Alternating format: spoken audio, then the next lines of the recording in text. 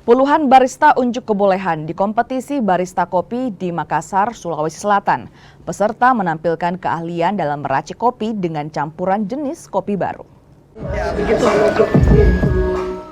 Bukan hanya sekedar menyeduh kopi, barista diuji mulai dari teknik brewing, penyajian, hingga rasa. Setiap racikan kopi dinilai langsung dewan juri yang terdiri dari ahli kopi nasional, pemilik kafe ternama, hingga pegiat kopi profesional. Kompetisi ini menjadi ajang unjuk kebolehan barista dalam menciptakan rasa yang baru bagi penikmat kopi. Tak hanya membawa pulang trofi, pemenang akan dikumpulkan bersama para juara dari beberapa kota di Indonesia untuk bertanding di babak final nasional yang akan digelar di Bali.